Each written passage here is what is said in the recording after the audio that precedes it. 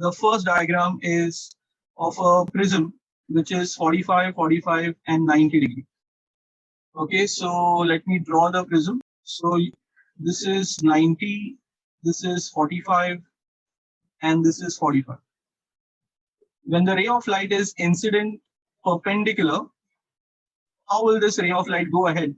That is what we will see. Okay, so I will just magnify this. The ray is incident 90 degree. So what do you think will happen? Yeah, it will go undeviated. Now students, if you take the ray undeviated, you get 1 mark for that. That means you have understood that the ray of light should be traveling undeviated if it is incident perpendicular. Okay, now we have to draw a normal to that point. The normal is 90 degree over here. And this is the surface separating the two medium, glass and air. So it should be perpendicular to that. Angle number 1, angle number 2. Which one of this, 1 or 2, is the angle of incidence? And the correct answer is angle number 2, because the angle made by the incident ray with the normal is called as the angle of incidence. Okay, students, so now what we have to do is to find the measure of that angle. So this is how we do it. This is 90 degree. This is 45. So this angle is also 45. Now, because this is a normal, which makes an angle of 90 degree and one half of it is 45. So the other is also 45. Now, this is air and glass, where the critical angle is 42 degree. So over here, the angle of incidence is greater than the critical angle.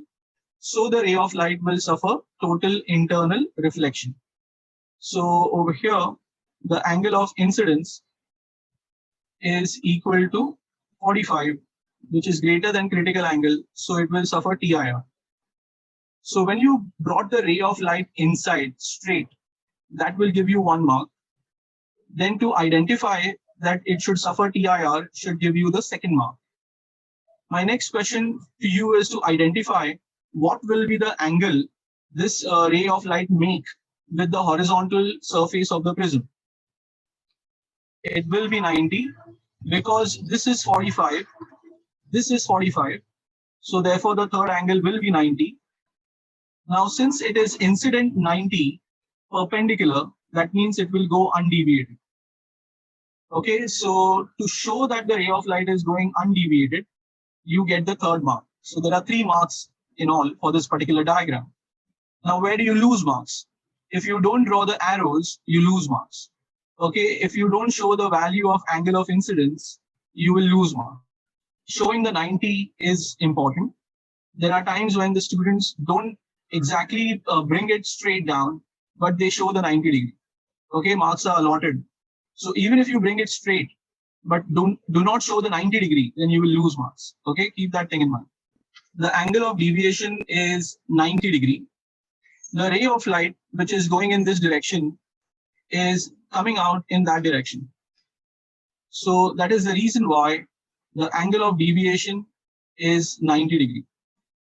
Now this diagram is used for prismatic periscope. So if you have a ray of light that is incident like this, and then if you make the ray of light incident in this fashion, okay, so this is how a periscope works. So this is the answer to the question, what is the deviation produced? This is an answer, prismatic periscope, an answer for the use of this particular diagram. Okay, now we are moving ahead to the next diagram. This is again a 45, 45, 90 prism. So the angle which is 45 is over here. This is 90 and this is 45. Now in this particular diagram, you can see that the ray of light is incident perpendicular on the hypotenuse. I will show you the passage of one ray of light.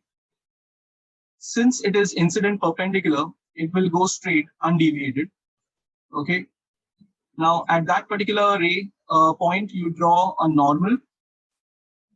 You find the angle of incidence. So this is 90, this is 45. So angle of incidence will also be 45. Now because angle of incidence is 45, which is greater than the critical angle, this particular ray of light will suffer TIR, total internal reflection. it is reflection. So the angle of reflection is also equal to the angle of incidence. Both are 45. This is a normal. So therefore, this angle is also 45. This is 90 degree. Therefore, the third angle is 45. And what I will do here is again, I will draw a normal. Again, this particular incident ray is now making an angle of 45, which is again greater than the critical angle. So there will be a TIR. So that means in this diagram, the ray of light suffers TIR twice. Okay, over here again, the angle of reflection will be 45, which makes this 45. Since this is 45, this will be 90. As it is 90, it is going to go undeviated. What do you think is the angle of deviation in this diagram? This is the original direction. This is where the ray is going. The angle of deviation is 180 degrees. And the use of this diagram is for a binoculars. This is how the diagram appears for a prism that is used in the binoculars. In fact, two prisms are used. We place our eyes over here when you are looking through the binoculars. So if we use bigger lenses, both the tubes become wide, and therefore this prisms help. We move on to the next diagram. Again, we will be using a 45, 45, 90 prism. Now this time, the ray of light will be incident parallel to the base. So this is A. Now this particular diagram, we don't need any angles. So this is how we will be proceeding with the diagram. So we draw the rays which are coming out of the prism beforehand. Draw this upside down. So that is why it is also called as an inverting prism. The base of the arrow was denoted by A over here. We call that as A dash, and the other one is B dash. We take a ray starting from B, and then that ray goes to a point B. This is the other one from A. So we draw arrows and we draw the normal rays like this, and normals need to be shown at these points as well. So unlike the other two diagrams that we have drawn so far, there are no measurements for this particular diagram. As you can see that the ray of light was traveling straight. It continues to travel straight. So there is no deviation. Okay, this is called as an inverting prism. Okay, the image is inverted and it is used in slide projector. In a projector, the lens is used which inverts the image, and the prism is used to make the image erect again.